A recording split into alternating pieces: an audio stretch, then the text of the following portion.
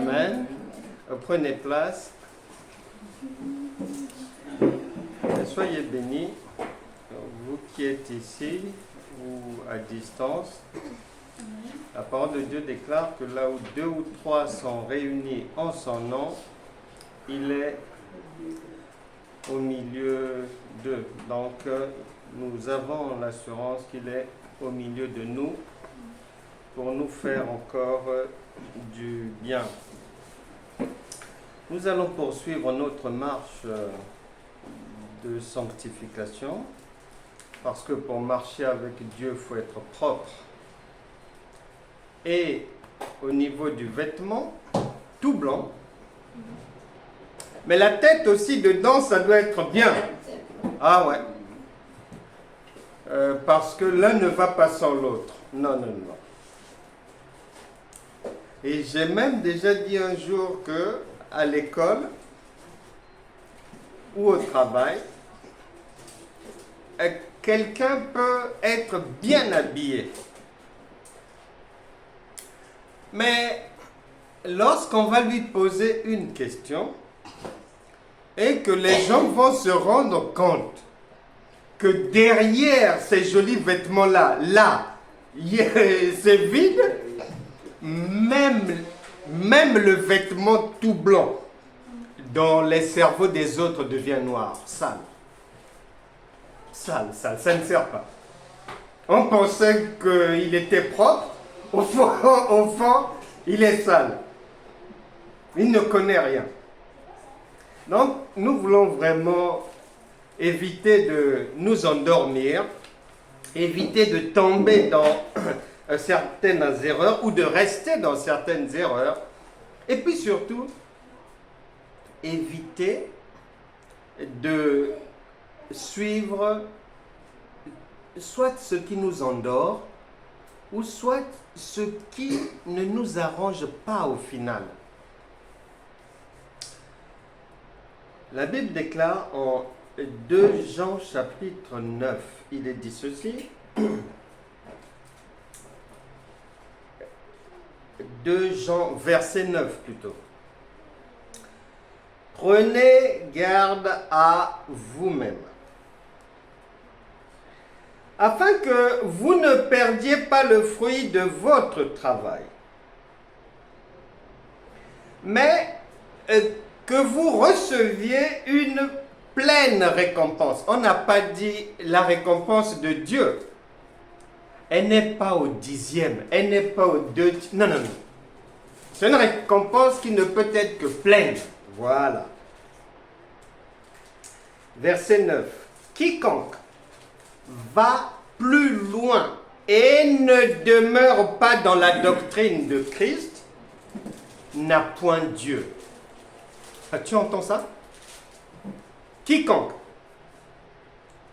dépasse la bordure, la limite, c'est-à-dire le périmètre des enseignements de Christ, déborde, va plus loin, n'a pas Dieu.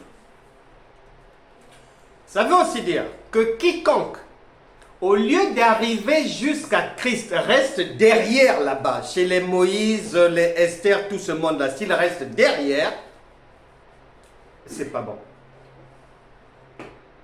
Il faut absolument écouter,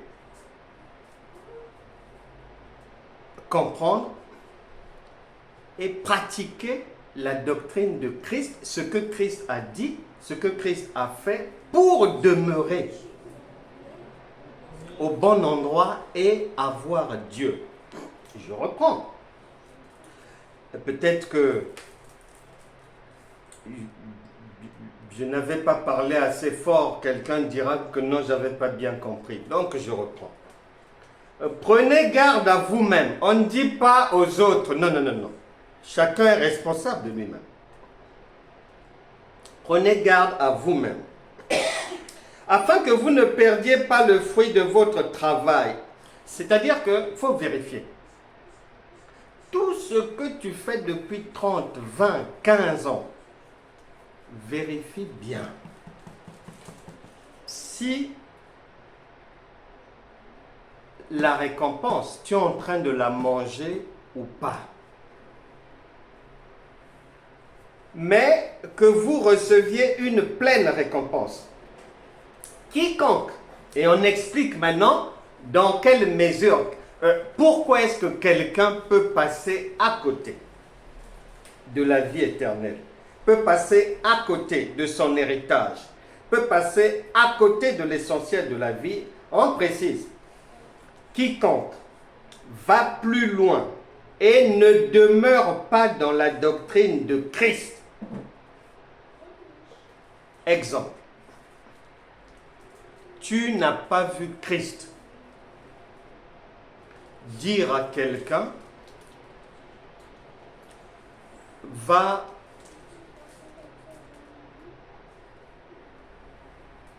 haïr quelqu'un. Tu n'as pas vu Christ dire à quelqu'un, ah non, dans ce problème-là, là, c'est œil pour œil, dent pour dent. Si tu en fais ça, tu remets. Si tu n'as pas vu Christ dire à quelqu'un, ah, donc la nuit, tu as mal dormi, on t'a étouffé, c'est cela, bon, prends les armes, tu mènes une guerre, tu envoies le feu là-bas. Si tu n'as pas vu Christ faire ça, ben, tu n'as pas Dieu. Tu es allé au-delà. Parce que lui n'a demandé à personne de tuer quelqu'un, même en esprit. Il n'a demandé à personne de souhaiter le mal, même à un ennemi. Il n'a demandé à personne. Mais les gens le font. Au prétexte du combat spirituel. Si tu n'as pas vu Christ mener soi-disant un combat spirituel, laisse ceux qui sont perdus, égarés et maudits faire leur combat spirituel. Parce que chez Christ, il n'y a pas ça. Et dans la doctrine de Christ, comme les gens n'y prêtent pas attention, nous étions prévenus, Dieu parle tantôt d'une manière, tantôt d'une autre, mais l'homme n'y prend point garde. Si tu prêtes bien attention à la doctrine de Christ, dans la doctrine de Christ, tout ce qui est fait charnellement est remplacé par l'esprit, par le spirituel, par la simplicité spirituelle. Donc, nous voulons aujourd'hui un peu faire attention, dépoussiérer un peu certaines choses qui font que la plupart des entre guillemets chrétiens marchent par la chair et non par l'esprit. Parce que marcher par l'esprit, c'est faire ce que Christ nous a montré. Or, la plupart du temps, ce n'est pas ce que nous faisons. Ce n'est pas ce qui nous a été enseigné. La simplicité avec laquelle Christ apporte le secours, il guérit, fait lever les paralytiques, souhaite le bien, fait la paix, réconcilie une personne avec une autre, pardonne la femme adultère, ceci, cela. Toute cette facilité-là, ce n'est pas ce qui est pratiqué, en général. Et c'est là où tu viens te rendre compte que il y a des choses à bien revoir. Parce que la Bible déclare, les choses invisibles non seulement précèdent celles que l'on peut voir, mais leurs sont supérieures. Malheureusement, dans la marche dite chrétienne, les gens font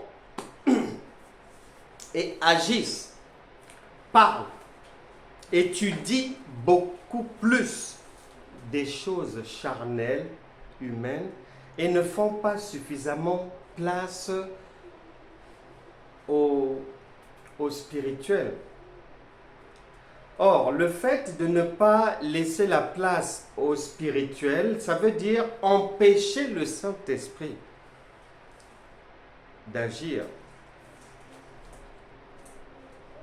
Et nous allons voir aujourd'hui l'importance de l'aspect spirituel dans notre marche sur cette terre en tant qu'enfant de Dieu.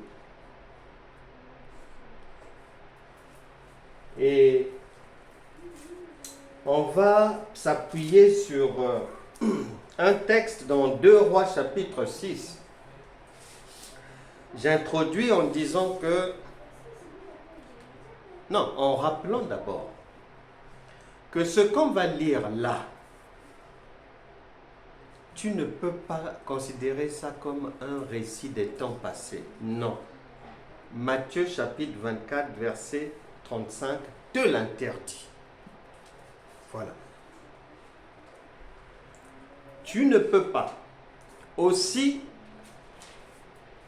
prendre ça comme quelque chose qui concerne quelqu'un là-bas. Non. Luc chapitre 20, verset 38, te l'interdit aussi.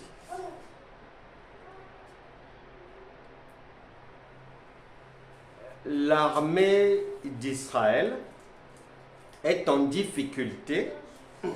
L'armée d'Israël représente les hommes et les femmes d'aujourd'hui qui croient dans le Seigneur Jésus et qui ont des problèmes parce que l'armée d'Israël est en difficulté. Ils sont en guerre face aux Syriens. Et à un moment donné, les Syriens n'arrivent pas à prendre le dessus parce que du côté de l'armée d'Israël, ils ont avec eux aussi un prophète en Israël qui s'appelle Élisée. Donc, il met les informations de là où se trouvent les ennemis à la disposition de l'armée d'Israël. Et l'information arrive au roi de Syrie que en Israël, là-bas, il y a un prophète. N'accuse pas tes collaborateurs, mais il y a quelqu'un qui est là-bas, un homme de Dieu, qui est là-bas. Il voit tout et c'est lui qui leur dit, qui leur donne nos plans de guerre. Et le roi de Syrie, il dit, bon, on va faire simple, vaut mieux l'éliminer. Ben comme ça, on sera tranquille. Donc, il envoie une armada, des chars, des chevaux, des blindés de l'époque, pour aller ramasser le prophète et en faire du potage. Il est écrit, 2 Rois, chapitre 6, vous lirez tout le chapitre lorsque vous aurez un moment. Pour aller vite, je vais directement au verset 14.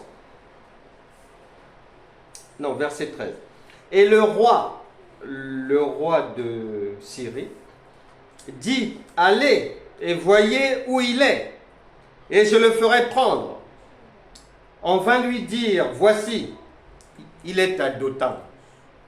Il y envoya des chevaux, des chars, et une forte troupe qui arrivèrent de nuit et qui enveloppèrent la ville. Là, on parle de l'enveloppement de ta propre vie. Puisque les enfants de Dieu aiment dire, je suis attaqué, on ne m'aime pas, on est contre moi, les ennemis se sont levés, le diable me combat, les démons de famille me recherchent. C'est ça. On est en plein dedans là. On est en plein dedans. Donc il y a des problèmes. Et on dit, le serviteur de l'homme de Dieu se leva de bon matin et sortit. Et voici, une troupe entourait la ville avec des chevaux et des chars. Et le serviteur dit à l'homme de Dieu, ah, mon Seigneur, comment ferons-nous? Et beaucoup d'enfants de Dieu, devant les difficultés, se posent des questions. Comment est-ce que j'y arriverai? Est-ce qu'on peut m'embaucher? Pourquoi ça n'arrive qu'à moi? Pourquoi c'est moi qu'on attaque toujours? Pourquoi tout le monde ne m'aime pas au travail? Comment la voisine crache toujours sur mon mur? Comment? Voilà, c'est ça. On est en plein dedans là. C'est ça. Et le serviteur de l'homme de Dieu va avoir la réaction de 95% au moins des chrétiens du siècle présent. Ses yeux physiques ont vu. Il a dit, c'est pas la peine. Il vient dire à l'homme de Dieu, comment sortir d'une telle situation? Ne serait-il pas le temps qu'on fasse nos testaments maintenant vite, vite, vite, vite? Ou qu'on puisse se cacher peut-être sous le lit? Mais peut-être qu'ils ne soulèveront pas le lit. L'homme de Dieu lui répond ceci. Il répondit, ne crains point, car ceux qui sont avec nous sont en plus grand nombre que ceux qui sont avec eux. Élisée pria et dit, Éternel, ouvre ses yeux pour qu'il voie. Et l'Éternel ouvrit les yeux du serviteur. Non, oh là là, j'aime la simplicité. Tu vois ce que Dieu appelle prière? Deux mots, trois mots. Ouvre ses yeux. On n'a pas dit que c'est par... Il a commencé à parler à 22h25 et il a fini à 3h du matin 27. Non. Vous dépassez la limite. Vous allez au-delà. La mesure est donnée là. La prière dans la pensée de Dieu, elle est là. Elle est là. On ne crie pas, on ne saute pas, on n'hurle pas. Il dit seulement, Éternel, ouvre ses yeux qu'il voit. Et l'Éternel ouvrit les yeux du serviteur qui vit la montagne pleine de chevaux et de chars de feu autour d'Élysée. Voilà le problème des enfants de Dieu jusque dans ce siècle présent. Ils ne voient que le physique. Alors que Évangile de Jean chapitre 4 verset 24 dit que Dieu est esprit. Ils ne voient que le physique. Ils comprennent la Bible en français, alors que la Bible elle-même dit, la lettre tue, mais si tu veux la vie, il faut l'explication du Saint-Esprit. Parce que la vie, c'est dans ce que l'œil humain ne voit pas. C'est dans le spirituel. Donc, dans la marche chrétienne, il y a un vrai problème. C'est-à-dire qu'on croit être enfant de Dieu.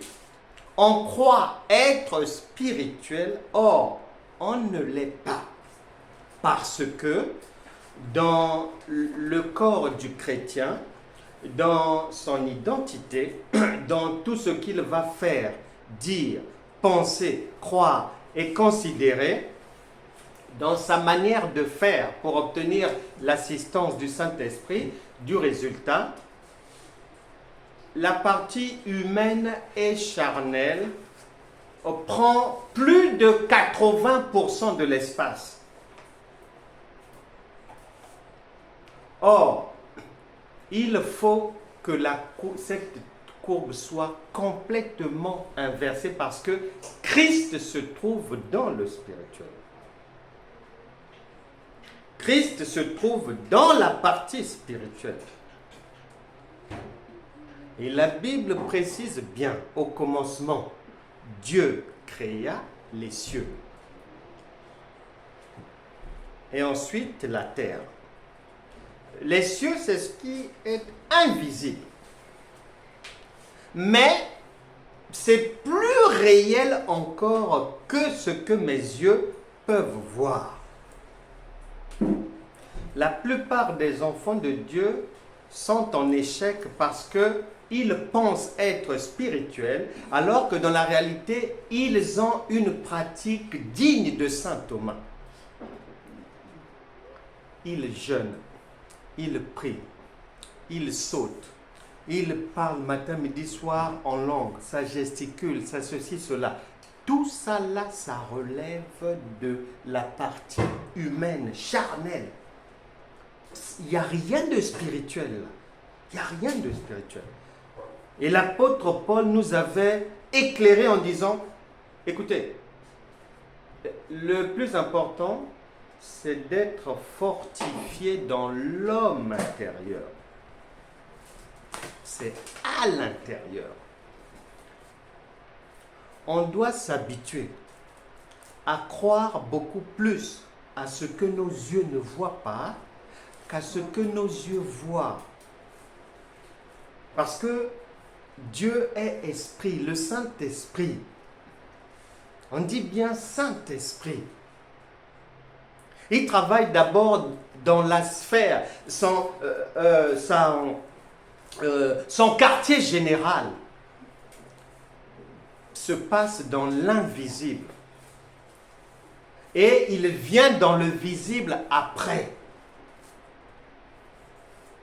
Nous devons demeurer dans la doctrine de Christ.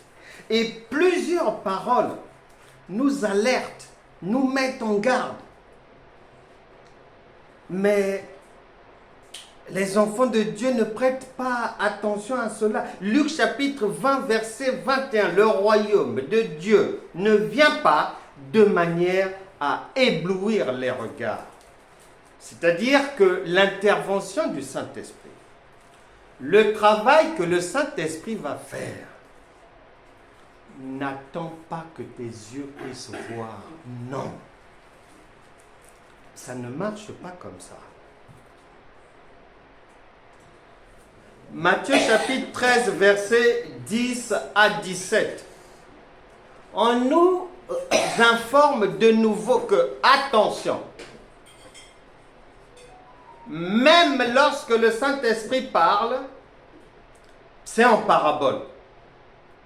Donc attention, en commençant par la parole du Saint-Esprit et à l'œuvre qu'il accomplit pour guérir quelqu'un, pour délivrer, pour chasser les démons, pour faire ceci, cela, le soubassement sera d'abord spirituel. Le soubassement sera d'abord spirituel. Lorsque quelqu'un, tu peux prononcer une parole pour chasser un démon, mais si le démon qui est dans la personne réagit en hurlant ou quoi, ce n'est pas le Saint-Esprit qui a hurlé. Donc souvent, on inverse les choses. On fait des choses qui n'ont ni tête ni queue. La Bible déclare en 2 Corinthiens chapitre 4 verset 18 que c'est le spirituel qui est supérieur. Et nous devons s'habituer, nous devons apprendre, nous devons faire des efforts pour restituer à l'aspect spirituel toute sa place, si on veut marcher comme on marche dans l'éternité, si on veut être agréable au Père. On trouve la supériorité de ce qui est spirituel, invisible, partout. Dans les Écritures, partout. Matthieu chapitre 16, à partir du verset 13 à 19, Jésus demande, on dit quoi de moi là-bas? Après, il leur demande à ses disciples, vous dites quoi à mon sujet? Et il n'y a que Pierre qui trouve en disant que tu es le Christ, le Fils du Dieu vivant. Et le Seigneur lui dit oui. Mais ce n'est pas un homme qui pouvait te dire ça. Il faut que Dieu te le révèle. Il n'y a que par l'Esprit que tu peux comprendre ces choses. Non pas par le physique, mais par l'Esprit. Raison pour laquelle tu constateras que Dieu est toujours cohérent. Et sa logique est une logique qui... Non, Jésus-Christ est le même hier, aujourd'hui et éternellement. Tu remarqueras, il a recruté 12 personnes.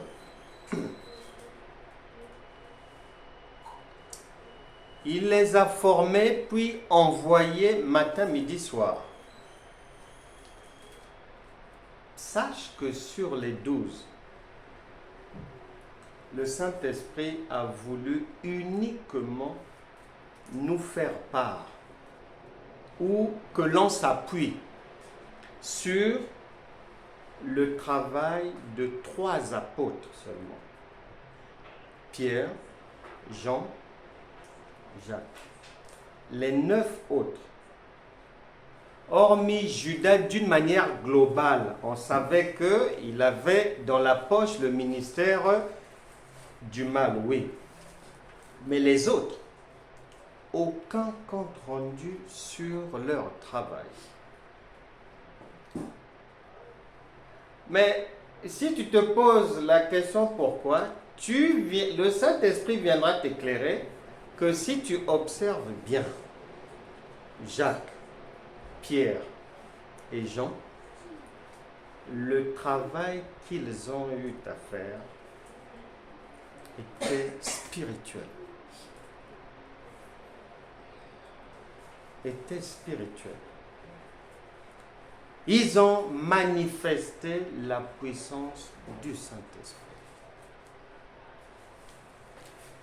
Et tu constateras encore c'est-à-dire l'importance prioritaire de l'aspect spirituel dans notre marche avec le Seigneur, dans le fait que physiquement, Jésus a travaillé avec 12 apôtres. Il n'existe pas sur terre, dans les habitudes des hommes, que tu donnes une mission très importante à quelqu'un que toi-même tu n'as pas briefé. Tu ne lui as pas expliqué ce qu'il va aller faire. Une mission très importante. Non, ça n'existe pas. Même quand un ministre, monsieur le maire, un chef d'État, un roi, une reine, envoie quelqu'un en mission quelque part, avant d'aller, on briefe la personne. On explique quel est l'objectif de sa mission. Qu'est-ce qu'elle va aller faire. Et puis, on ne prend pas n'importe qui. On prend quelqu'un qui a déjà une certaine idée de la mission et on va maintenant lui donner des précisions. Et une reine, un roi n'envoie pas en mission quelqu'un que ses yeux n'ont pas vu. C'est pas vrai. Un chef d'État n'envoie pas comme ambassadeur quelqu'un que ses yeux n'ont pas vu. Ça n'existe nulle part. C'est pas possible. Mais Dieu va donner la mission à l'apôtre Paul, qui n'a pas fait partie des 12 apôtres, qui n'a pas vu Jésus dans la chair comme ça, qui n'a suivi aucun enseignement du Seigneur Jésus. Le Saint-Esprit va préférer. Alors qu'il a formé 12 personnes, il ne prend personne là-dedans.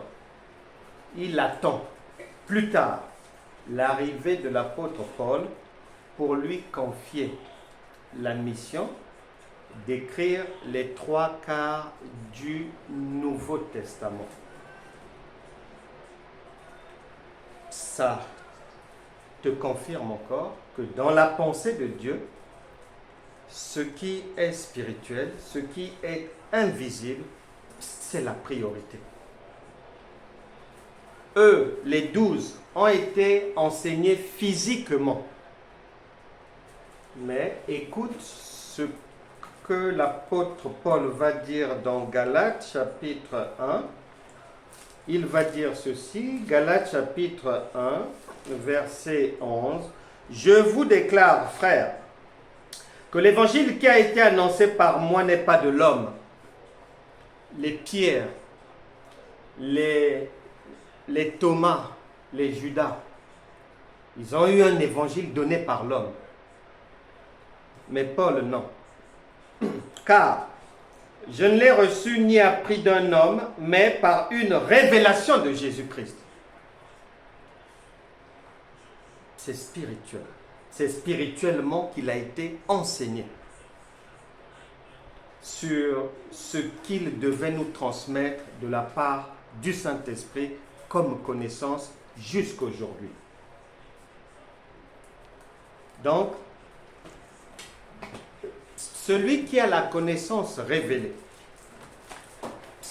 celui qui est réellement un homme spirituel, celui qui privilégie dans sa marche avec Dieu la partie spirituelle, c'est celui-là qui reste dans la doctrine de Christ, qui ne va pas au-delà ou qui n'introduit pas la saleté. Non.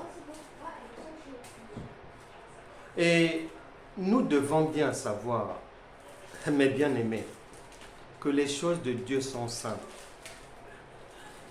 Tout ce qui est spirituel, tu n'as pas d'effort à faire. Le spirituel, c'est la partie sans effort. Mais elle est basée sur la connaissance. Or, la connaissance, c'est dedans. C'est dans le cerveau. Et tout ce qui est chair, ça fait appel à des efforts. Ça va te demander de ne pas dormir. Ça va te demander de beaucoup parler. Ça va te demander de crier, de sauter. Ça va te demander de beaucoup chanter. Tout ça là, c'est la chair. Le problème du serviteur de l'homme de Dieu, Géasi, était que lui, sa marche, sa croyance était basée sur les choses que l'œil voit. Or, le Saint-Esprit est de l'autre côté. Il est d'abord dans ce que l'œil ne voit pas. C'est pour ça que la parole de Dieu, pour nous aider à mieux comprendre encore la supériorité de la partie spirituelle, la supériorité du surnaturel, nous explique en Actes des Apôtres chapitre 28. L'apôtre Paul a des problèmes avec des gens, comme on peut en avoir dans ce siècle présent. Et les gens ont prédit sa mort.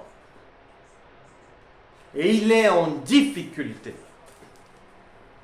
Mais tu liras à la maison, Acte 28. L'apôtre Paul est sorti plus que vainqueur de ce bras de fer contre les ennemis, contre l'adversité. Et les gens qui étaient au courant de son problème ont conclu que c'est un Dieu dans une chair humaine. C'est ce que veut dire enfant de Dieu. C'est ce que veut dire chrétien. Dieu chair. Et Paul pour sortir de là, n'a pas fait des choses compliquées. Non, tu liras bien là-bas. C'est ce qu'il savait de sa divinité, de sa nature divine, de son identité en Christ qu'il a mise en pratique dans le calme. Nous devons apprendre à privilégier notre homme-esprit parce que la guérison, la délivrance, l'abondance, la réussite vient de lui. Cela ne vient pas, le coup de main ne vient pas de l'homme chair, non, c'est de l'homme-esprit. Or, l'homme-esprit ne parle pas. C'est un homme du dedans. C'est un homme caché, planqué. La Bible déclare que Dieu est un Dieu qui se cache. C'est connu, il se cache. Il n'est pas dans le bruit, il n'est pas dans le tintamarre, il n'est pas dans le vacarme, il n'est pas dans les veillées comme ça, ceci, cela. Non, non, non, non, non, non, non, non.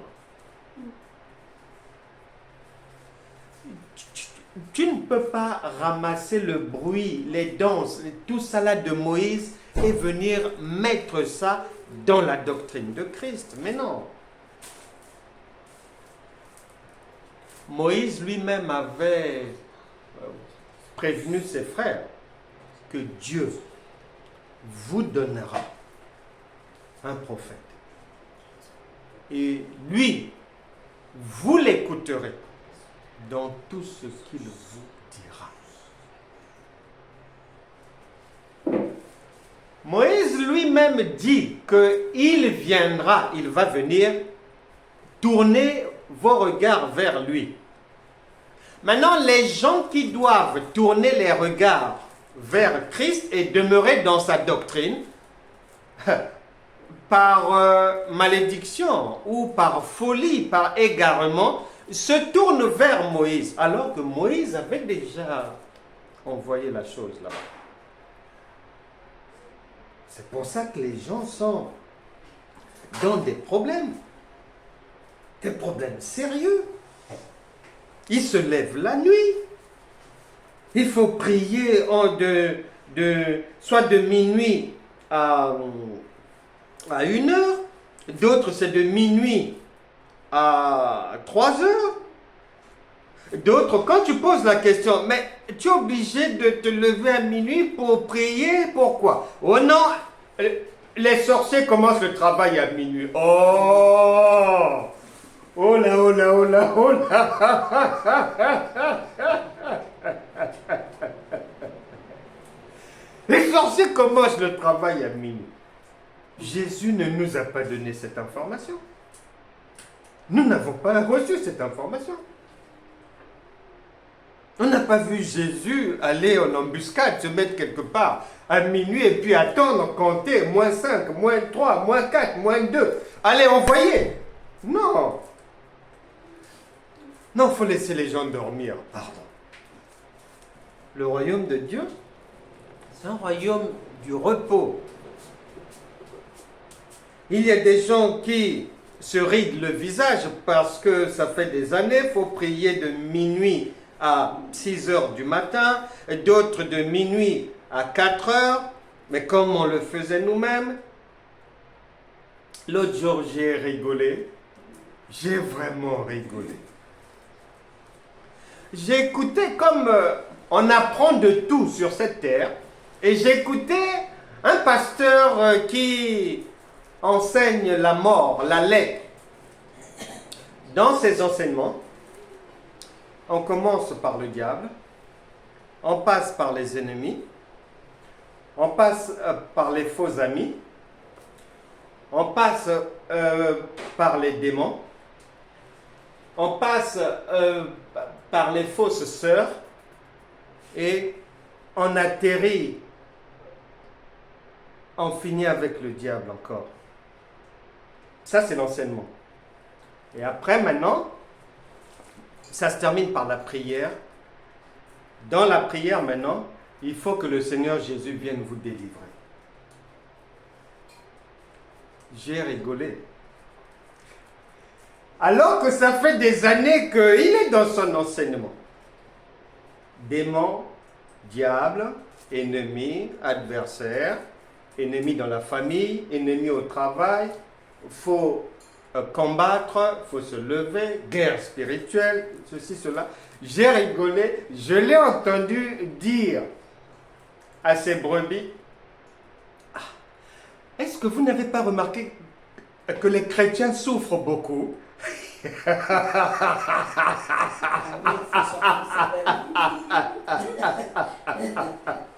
J'ai rigolé.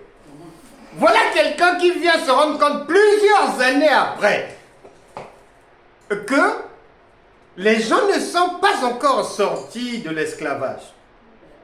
Et il leur pose la question. Vous n'avez pas remarqué que les chrétiens souffrent beaucoup? Mais ce n'est pas ce qui est prévu. On souffre lorsqu'on veut marcher dans la chair. On souffre lorsqu'on croit marcher dans l'esprit alors que c'est la chair. D'ailleurs, quand tu écoutes les chrétiens, ce qu'ils vont te dire, qu'ils font et qu'ils considèrent comme étant quelque chose de spirituel, tout ça là c'est charnel. Mais la personne ne le sait pas. La personne ignore que tout son programme là, c'est la chair. L'esprit ne fait pas ça. L'esprit ne fait pas ça. Et c'est pour ça que les chrétiens, souvent, ont peur à droite, peur à gauche, peur de la nuit, peur là, peur là. Non. Nous venons de l'éternité. Nous sommes en train d'aller vers l'éternité, rentrer à la maison. Mais avant d'entrer à la maison, dans ce monde souillé, nous avons un avantage. C'est celui qui est que dans ce monde, si tu marches comme dans l'éternité, c'est-à-dire par l'esprit, spirituellement, tu vas marcher sur l'eau, c'est-à-dire les problèmes, c'est ce que le Seigneur Jésus nous enseigne lorsqu'il marche sur l'eau. Et il dit à nous autres, qui sommes les pierres d'aujourd'hui, toi, moi, que tu peux aussi marcher sur les difficultés comme moi. Mais par quoi? Mais par le spirituel, pas par le physique. Si c'est le physique, mais tu vas couler. Il n'y a que le spirituel, il n'y a que le surnaturel qui reste au-dessus des problèmes, au-dessus des difficultés, qui reste en apesanteur. Et c'est plus facile. L'un des problèmes des chrétiens, c'est que beaucoup pensent que Dieu est avec eux. Il n'est pas là. Là, on a bien lu, il est dit que si ce n'est pas Christ, Dieu n'est pas là. C'est écrit noir sur moi. D'autres sont convaincus qu'ils sont spirituels alors qu'ils sont pleinement charnels, 100% charnels. D'autres pensent être spirituels alors qu'ils ignorent même ce qu'on appelle spirituel. Ils ignorent qu'est-ce qui relève de la chair et qu'est-ce qui relève de l'esprit. La réaction du serviteur de Dieu, c'est la réaction de la plupart des enfants de Dieu aujourd'hui. Marchons par le physique. Or, nous ne marchons pas par le visuel. Nous marchons par 2 Corinthiens chapitre 2, verset, à partir du verset 6, on peut prendre 2 Corinthiens 2. Il est dit ceci. 2 Corinthiens 2, je prends au verset 2 Corinthiens 2. 1 Corinthiens plutôt. 1 Corinthiens, que je retrouve. 1 Corinthiens 2, verset 6. Cependant, c'est une sagesse que nous prêchons parmi les parfaits. Sagesse qui n'est pas de ce siècle, ni des chefs de ce siècle qui vont être anéantis. Verset 7. Nous prêchons la sagesse de Dieu. mystérieuse et cachée. Et bien sûr, c'est caché. C'est pas dans le bruit, le vacarme, les... Non, non, non, non, non, non, non, non, non, non, non, non, non, non. On n'est pas là-bas. Mystérieuse et cachée que Dieu, avant les siècles, avait destinée pour notre gloire. Voilà. Et le Saint-Esprit poursuit en disant que sagesse qu'aucun des chefs de ce siècle n'a connue, car s'ils l'eussent connue, ils n'auraient pas crucifié le Seigneur de gloire. Verset 9 maintenant. Écoute bien. Il est dit ceci. Mais, comme il est écrit, ce sont des choses que l'œil n'a point vues et que l'oreille n'a point entendues et qui ne sont point montées au cœur de l'homme, des choses que Dieu a préparées pour ceux qui l'aiment. Dieu nous les a révélées par l'Esprit. Dieu ne révèle pas par la chair, par des choses charnelles, non. C'est pour ça qu'il y a beaucoup d'erreurs dehors. Pour ça qu'il y a beaucoup de vies brisées. Beaucoup de gens qui avaient cru, ils pensaient, ça ne vient pas, ça a mal tourné, ils quittent l'église, il est découragé, il quitte la foi, ceci, cela. Parce que ce n'était pas l'esprit, c'était la chair. Car l'esprit sonde tout, même les profondeurs de Dieu. L'esprit sonde tout, même les profondeurs de Dieu. Bien aimé, l'objectif de notre marche d'aujourd'hui est de réussir à faire la bascule. C'est-à-dire que la partie spirituelle en toi prenne le dessus sur la partie charnelle dans ta marche. Que le spirituel qui est dans le silence, qui est dans la connaissance, qui est dans le calme, qui est dans la certitude, puisse s'amplifier en toi et que la chair puisse se taire, que la chair, les doutes, les peurs, les insomnies, les prières à répétition, tout ça là, ce sont les expressions de la peur. Et ça met la chair en ébullition parce qu'on a peur. Mais oui, mais c'est la peur qui fait ça. Jésus n'a pas fait ça. Et les apôtres n'ont pas fait ça. C'est la peur. On vit dans un monde où les enfants de Dieu aiment chanter que nous sommes la tête et non la queue, nous marchons sur Satan, le diable, ceci, cela.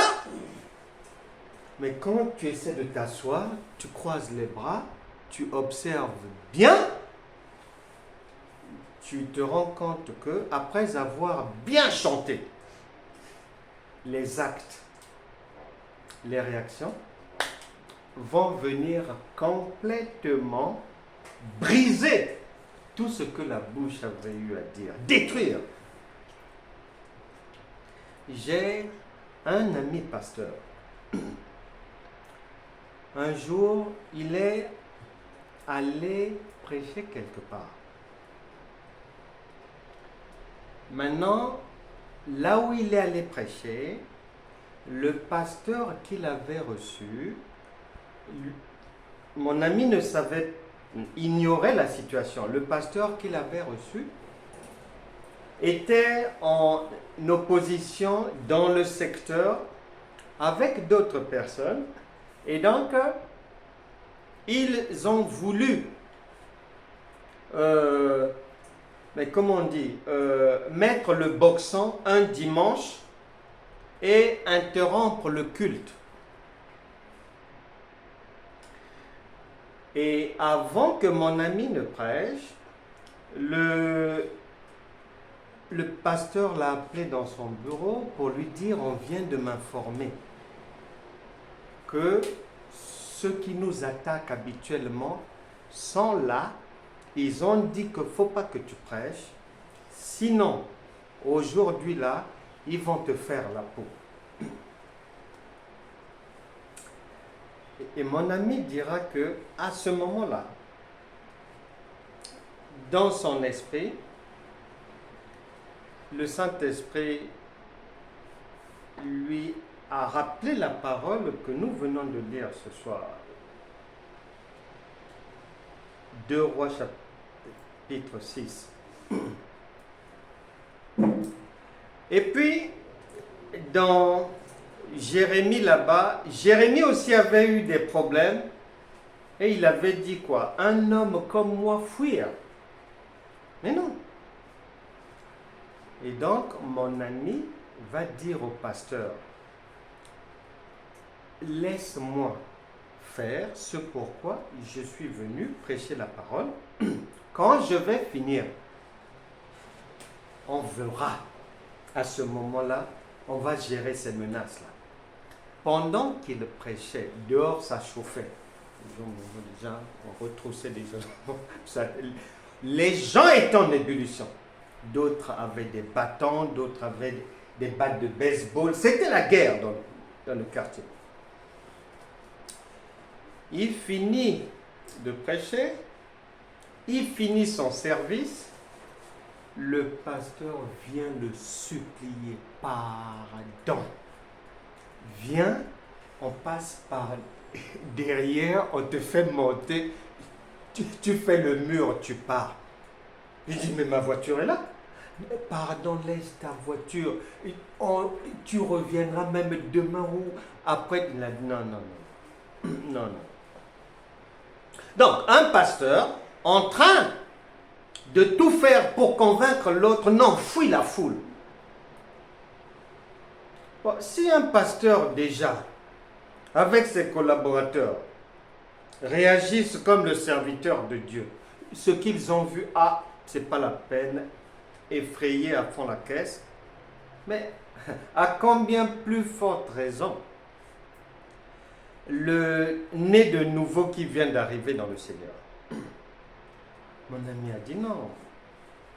Maintenant, mon ami s'est rendu compte que tous les pasteurs là, tous les serviteurs de Dieu qui étaient en train de chercher à le convaincre de faire le mur par derrière pour échapper à la vindicte, ils ne connaissaient pas Dieu et qu'ils étaient des serviteurs de Dieu qui marchent dans la chair et qui marchent avec un Dieu qu'ils ne connaissent pas. Mon ami leur a dit, je prends la responsabilité sur moi. Ce n'est pas la vôtre, je prends la responsabilité sur moi. S'ils veulent me casser la gueule, ils vont le faire, mais je ne crois pas. S'ils veulent me poignarder ou me tuer, ils le feront, mais je ne crois pas. Mon ami a pris son sac, a pris sa Bible, se dirige. Ils étaient dans la tronche. Quand c'est comme ça, le chrétien, immédiatement, le parler en langue, on envoie directement. Mon ami a marché, marché, marché. Il y avait une foule immense, des badauds partout. Il est allé, il est rentré dans sa voiture. En fait, c'est 5 minutes après son départ qu'ils se sont rendus compte qu'il était parti. Bagarre générale. Dieu les a aveuglés. Ce Dieu-là le fait jusqu'aujourd'hui. Le problème des gens, c'est que là, c'est charnel, c'est visuel. Or, Dieu n'est pas là. Il est dans l'invisible. Les gens prévoient comment, ce que Dieu peut faire. Et non. Mon ami est sorti de l'église devant toute cette foule. Ils ne l'ont pas vu. Tu sais qu'une voiture, ça fait du bruit quand même. Pour déplacer une voiture, s'il y a du monde, les gens vont quand même voir. Mais ils n'ont pas vu. Ils ont été complètement aveuglés. C'est ça la parole. C'est pas de l'histoire. Nous devons nous réveiller sur notre sens surnaturel. Notre côté esprit surnaturel, spirituel, on doit tout faire pour mettre cette partie-là en large majorité. et que la chair puisse se taire, laisser la place à l'esprit. C'est là où la puissance de Dieu est agissante. Il ne faut pas lire la parole de Dieu pensant que c'est de l'histoire. Non! Tu lis, tu es déjà prévenu qu'on parle de toi-même. Tu récupères et tu marches avec dans la tête. Le jour où une situation difficile t'arrive quelque part, dès que tu vas te souvenir de cette parole, sache que le royaume de Dieu a déjà prévu ton secours. Mais si tu prends ça pour de l'histoire, si tu crois que c'était en l'an je ne sais pas combien avant Jésus-Christ, si tu laisses ça pour les historiens, si tu laisses ça pour Géasi et sa famille, les Élysées, ceci, cela, tu ne mangeras pas ce fruit-là. La Bible déclare, Ésaïe chapitre 1, verset 19, que ce sont ceux qui ont de la bonne volonté. Bonne volonté, c'est faire confiance au Père. Un enfant qui ne fait pas confiance à son Père, mais ce n'est pas un enfant qu'on peut choyer. Ésaïe 1,19 dit que ceux qui ont de la bonne volonté, ce sont ceux-là qui mangeront les meilleures productions du pays. Et ça, c'est tout un pays, c'est Canaan. Donc, mes bien-aimés, nous devons nous ressaisir et privilégier l'aspect spirituel. Beaucoup demeurent dans des difficultés, dans des problèmes, malgré les jeûnes, malgré les prières, malgré ceci. Et c'est tout simplement parce que tout ce qu'ils font là relève de la sphère charnelle.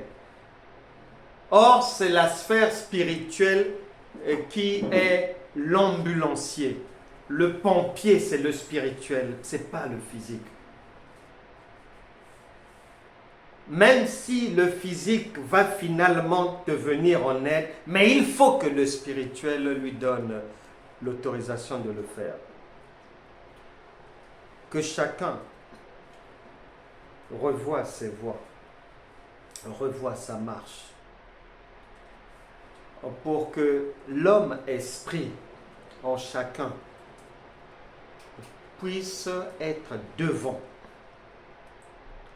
pour que ta divinité, que tu puisses l'assumer pleinement. Car tant que c'est ta chair qui est devant, tu es dans l'irresponsabilité spirituelle. Et un irresponsable, son lot, c'est Romains chapitre 6, verset 23. Irresponsable veut dire offense. Offense. Irresponsable veut dire rébellion. Irresponsable veut dire désobéissance. Et tout ce monde-là, leur adresse, c'est Romains chapitre 6, verset 23. Le salaire du péché, c'est la mort, c'est-à-dire l'échec, le surplace, les ça ne va pas, l'essence dessus-dessous, les vies saccagées. La puissance du Saint-Esprit visite encore et encore tout un chacun. Que l'homme-esprit de chacun prenne le dessus et que la chair puisse définitivement se taire. La Bible déclare qu'un être humain ne peut pas en même temps marcher par la chair et par l'esprit. Il n'y aura pas de résultat. Pourquoi? La Bible déclare que parce que la chair et l'esprit ont des désirs contraires, opposés, et leur fonctionnement est incompatible. Saint-Esprit, merci pour ta parole. Saint-Esprit, merci pour ce réveil, parce que on peut être endormi sur plusieurs aspects de notre marche. Merci de nous avoir réveillés aujourd'hui. Et nous savons désormais que les choses spirituelles, les choses invisibles précèdent toujours celles qui sont visibles. Et même un architecte, avant de construire une maison physique, elle existe dans son esprit.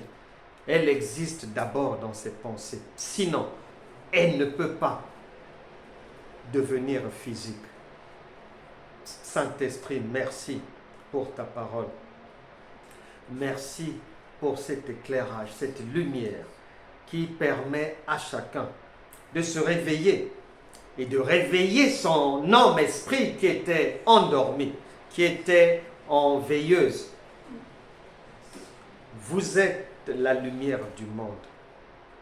Et on n'allume pas une lumière, une lampe pour la cacher. Non, c'est pour éclairer les autres. Dieu est esprit.